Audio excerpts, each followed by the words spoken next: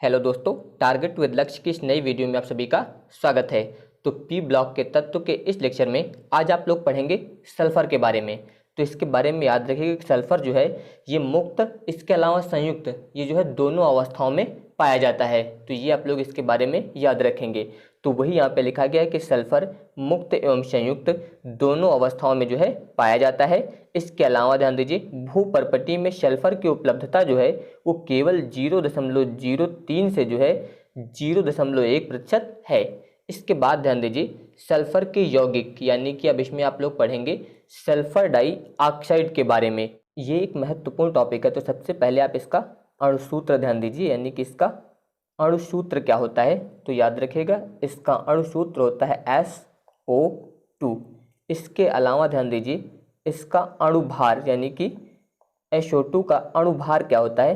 तो इसके लिए अब ध्यान दीजिए, इसमें यहाँ पर दिया गया है सल्फर। सल्फर का जो परमाणु भार होता है वो होता है 32।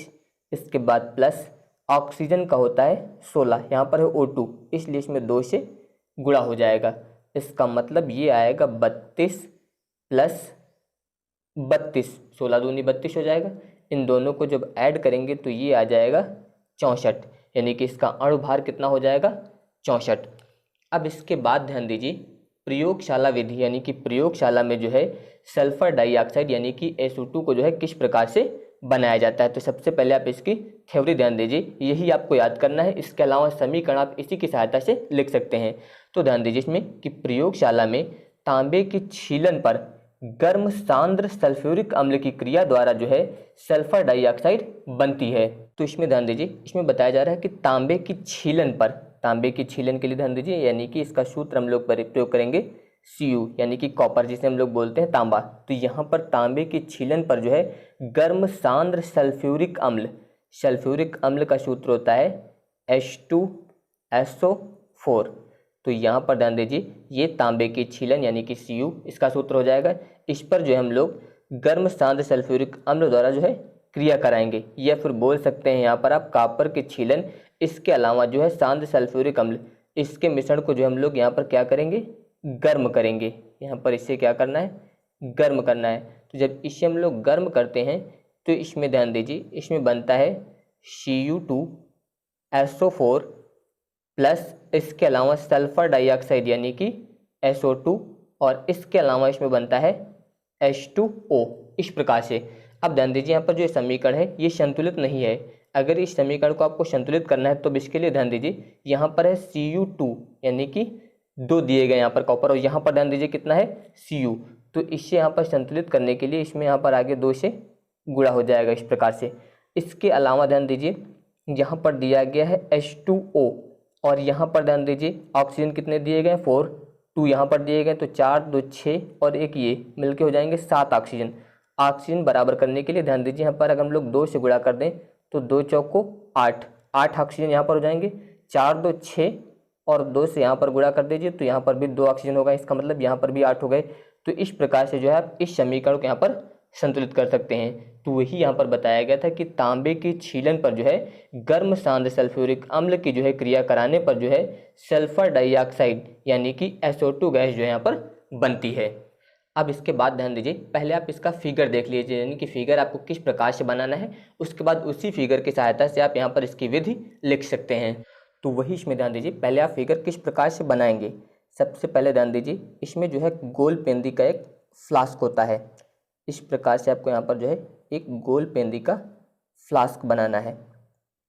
तो ये हो जाएगा यहाँ पर एक गोल पेंदी का फ्लास्क। अब इसके बाद ध्यान दीजिए, इस फ्लास्क को रोकने के लिए इसमें जो है स्टैंड लगा होता है। तो यहाँ पर ये हो गया फ्लास्क। इसके बाद इस फ्लास्क को रोकने के लिए इसमें यहाँ पर जो है एक स्टैंड लगा होगा इस प्रकार से। तो ये यहाँ पर जो है स्टैंड हो जाएगा इसे रोकने के लिए। इस प्रकार से आपको यहाँ पर ये स्टैंड बना देना है। अब इसके बाद ध्यान दीजिए, इसमें यहाँ पर जो नीचे है इस फ्लास्क के नीचे भी यहाँ पर इसे रोकना है। तो इसमें ध्यान दीजिए, इसे रोकने के लिए यहाँ पर इस स्टैंड से इसे हम लोग जोड़ देंगे इस प्रकार से। इसके अलावा ध्यान दीजिए, यहाँ पर भी इसे रोकना है, तो इस प्रकार से यहाँ पर भी बनाना है। यहाँ पर इसे गर्म करना है, तो ध्यान दीजिए इस प्रकार से गर्म करने के लिए यहाँ पर इसे बनाएंगे, इस प्रकार से करना है। इसके बाद ध्यान दीजिए इस फ्लास्क में नीचे यहाँ पर जो है एक बर्नर लगा देते हैं। इस प्रकार से जो है इसमें एक बर्नर लगाना है, ये हो जाएगा यहाँ पर बर्नर। इसकी सहायता से यहाँ पर हम लोग इस फ्लास्क को जो है गर्म कर सकते हैं। तो यहाँ पर ये हो गया बर्नर। इसके अलावा ध्यान दीजिए इस फ्लास्क में एक थिसिल कीप लगी होती है। थिसिल कीप इस प्रकार से होगी, ध्यान दीजिए ये यहाँ पर हो जाएगी थिसिल कीप। इस प्रकार से यहाँ पर इसे बनाएंगे। तो यहाँ पर ध्यान दीजिए ये हो गई थिसिल कीप। इसके अलावा ध्यान दीजिए इसमें एक और नली लगी होगी इस प्रकार से, और इसके बाद ध्यान दीजिए इस नली का संबंध जो है एक अन्य फ्लास्क से होगा। यहाँ पर भी एक गोल पेंदी का दूसरा फ्लास्क होगा, ध्यान दीजिए इस प्रकार से यहाँ पर एक गोल पेंदी का फ्लास्क आपको दूसरा बनाना है। इस प्रकार से यहाँ पर जो है ये गोल पेंदी का एक फ्लास्क हो जाएगा, और इस नली को जो है इस फ्लास्क से जोड़ देंगे इस प्रकार से। इसके अलावा ध्यान दीजिए इसी फ्लास्क से एक और नली बाहर निकलेगी इस प्रकार से, ऐसे जाएगी। अब इसके बाद ध्यान दीजिए इस नली का जो संबंध होगा वो गैस जार से होगा। तो यहाँ पर जो है गैस जार होगा, इस प्रकार से यहाँ पर आपको इसमें गैस जार बनाना है। तो ये हो जाएगा यहाँ पर गैस जार, और इस नली को जो है हम लोग इस गैस जार से संबंधित कर देंगे इस प्रकार से। तो अब ध्यान दीजिए इस प्रकार से जो है आपको इसका पूरा फिगर जो है तैयार करना है। अब ध्यान दीजिए यहाँ पर ये फिगर का मॉडल तैयार हो गया है।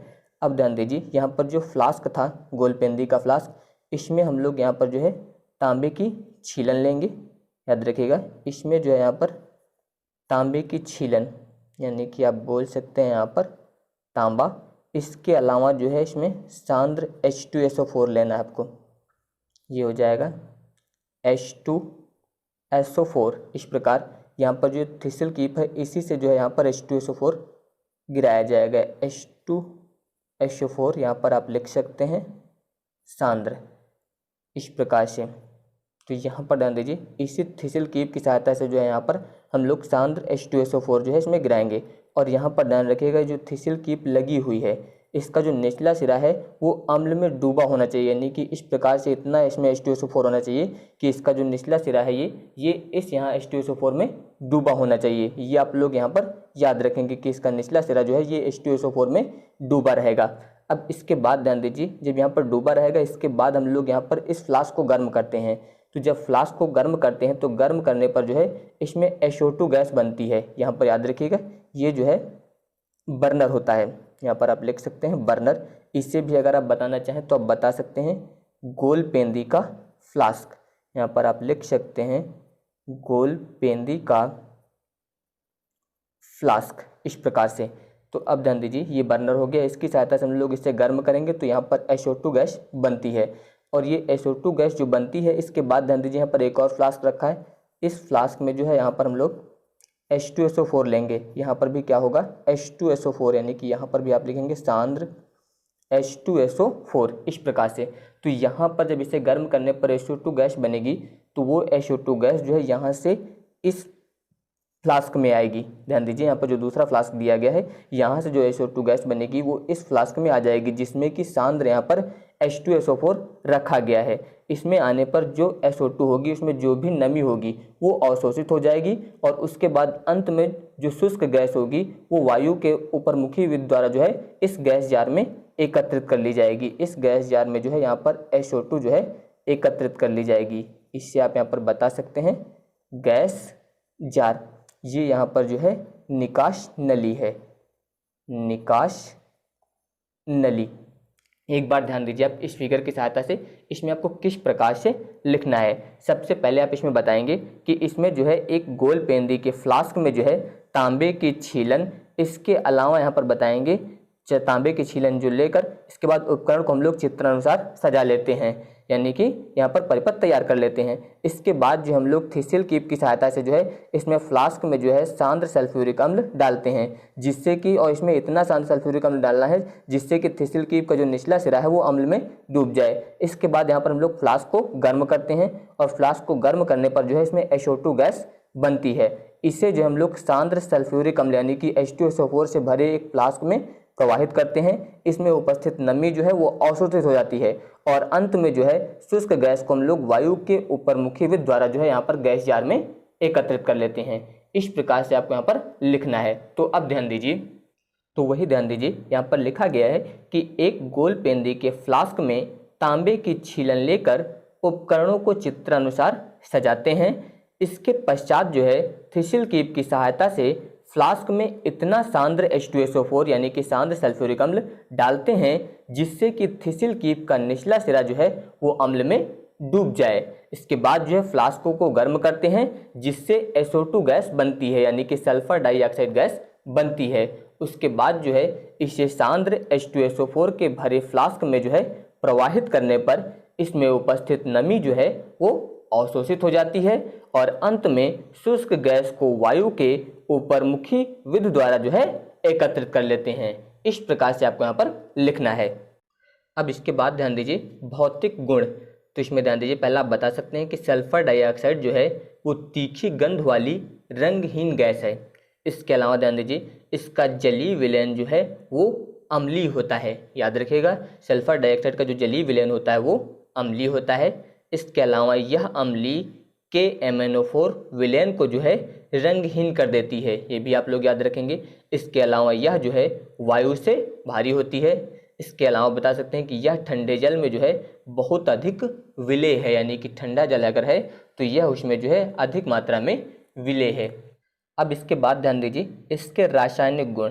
तो पहला ध्यान दीजिए यहाँ पर, अगर सल्फर डाइऑक्साइड की जो हम लोग क्रिया पोटेशियम परमैंगनेट से करा दें, ध्यान दीजिए यहाँ पर पोटेशियम परमैंगनेट, इसका सूत्र होता है KMnO4, इसे बोलते हैं पोटेशियम परमैंगनेट।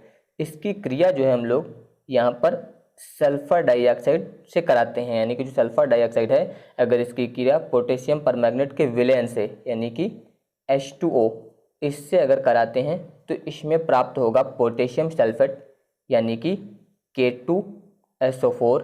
इसके अलावा बनता है मैग्नीज सल्फेट, याद रखिएगा इसमें बनता है मैग्नीज सल्फेट यानी कि MnSO4 और प्लस H2O। इस प्रकार से तो ध्यान दीजिए अगर यहाँ पर इसको हम लोग संतुलित करें तो संतुलित करने के लिए ध्यान दीजिए यहाँ पर 2, क्योंकि यहाँ पर K2 था, अब यहाँ पर 2 लगाएंगे तो यहाँ पर भी 2K हो जाएंगे। इसके अलावा ध्यान दीजिए सल्फर में अब ध्यान दीजिए एक यहाँ पर दिया गया है, एक यहाँ पर दिया गया है, 2 हो जाएंगे।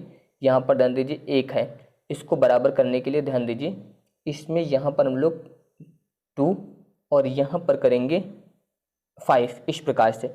इसके अलावा ध्यान दीजिए इसमें भी 2 कर सकते हैं, यहाँ पर भी 2। तो इस प्रकार जो आप इस समीकरण को यहाँ पर संतुलित कर सकते हैं। तो ध्यान दीजिए यहाँ पर ये दिया गया है आपको पोटेशियम परमैंगनेट, याद रखिएगा ये दिया गया है यहाँ पर आपको पोटेशियम परमैंगनेट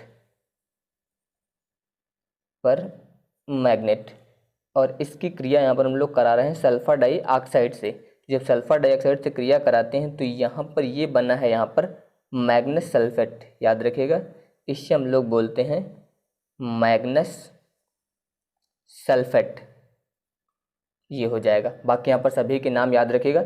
ये यहाँ पर आपका पोटेशियम परमैंगनेट, सल्फर डाइऑक्साइड, इससे यहाँ पर बोल लेंगे हम लोग पोटेशियम सल्फेट और ये हो जाएगा मैग्नीज सल्फेट, इस प्रकार से। अब इसके बाद ध्यान दीजिए अगला, अगर सल्फर डाइऑक्साइड यानी कि SO2 इसकी क्रिया हम लोग चूने के पानी से करा दें, चूने के लिए ध्यान दीजिए CaOH का होल ट्वाइस, इससे करानी है आपको SO2 की क्रिया। तो जब इससे हम लोग क्रिया कराते हैं तो इसमें बनता है कैल्शियम सल्फेट यानी कि CaSO3, इसे बोलते हैं कैल्शियम सल्फेट।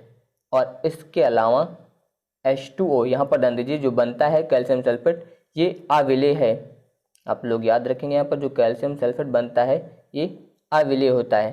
तो अगर यहाँ पर हम लोग कैल्शियम सल्फेट जो बना है यानी कि CaSO3 इसकी क्रिया H2O प्लस SO2 से कराते हैं, तो अगर इससे कराएंगे तो यहाँ पर बनता है कैल्शियम बाईसल्फेट यानी कि CaHSO3 का होल ट्वाइस। इसे हम लोग बोलते हैं कैल्शियम बाईसल्फेट। याद रखिएगा, इससे बोला जाता है कैल्शियम बाईसल्फेट। कैल्शियम बाईसल्फेट, इस प्रकार से ये क्रिया होगी। इसके अलावा ध्यान दीजिए, तीसरा इसमें अगर सल्फर डाइऑक्साइड की क्रिया हम लोग जल से करा दें, ध्यान दीजिए SO2 ये यहाँ पर गैस है, इसके अलावा जल यानी कि H2O ये यहाँ पर लिक्विड है। अगर इसकी क्रिया हम लोग कराते हैं तो यहाँ पर बनता है सल्फ्यूरस अम्ल यानी कि H2SO3। याद रखिएगा, ये बना है यहाँ पर सल्फ्यूरस अम्ल, इसे बोलते हैं सल्फ्यूरस अम्ल। इस प्रकार से यहाँ पर ये क्रिया करा सकते हैं। इसके अलावा ध्यान दीजिए, अगर यहाँ पर हम लोग पोटेशियम डाइक्रोमेट यानी कि इसका सूत्र होता है K2Cr2O7, इसे बोलते हैं पोटेशियम डाइक्रोमेट। इसकी क्रिया जो है H2SO4 और प्लस SO2 यानी कि सल्फर डाइऑक्साइड से करा दें, तो जब इससे क्रिया करा देते हैं तो इसमें बनता है पोटेशियम सल्फेट यानी कि K2SO4। इसके अलावा बनता है इसमें Cr2SO4 का होल थ्राइस प्लस H2O। इससे याद रखिएगा, यहाँ पर जो बना है Cr2SO4 का होल थ्राइस, इसे बोलते हैं क्रोमियम सल्फेट। याद रखिएगा, इससे बोलते हैं क्रोमियम सल्फेट। तो ये यहाँ पर जो है सल्फर डाइऑक्साइड के कुछ महत्वपूर्ण रासायनिक गुण हो गए। इसके बाद ध्यान दीजिए, इसके कुछ महत्वपूर्ण उपयोग, जैसे कि पहला उपयोग है H2SO4 के निर्माण में, यानी कि बता सकते हैं इसका उपयोग जो है उस सल्फ्यूरिक अम्ल के निर्माण में यानी कि सल्फ्यूरिक अम्ल बनाने में किया जाता है। इसके अलावा जो है इसे ऊन, रेशम आदि के विरंजन में जो है प्रयुक्त किया जाता है। तो बाकी के टॉपिक जो है मैं आप लोगों को नेक्स्ट वीडियो में बताऊंगा। अगर आप सभी को ये वीडियो पसंद आया हो तो इस वीडियो को लाइक, शेयर और चैनल को सब्सक्राइब जरूर करिएगा। धन्यवाद।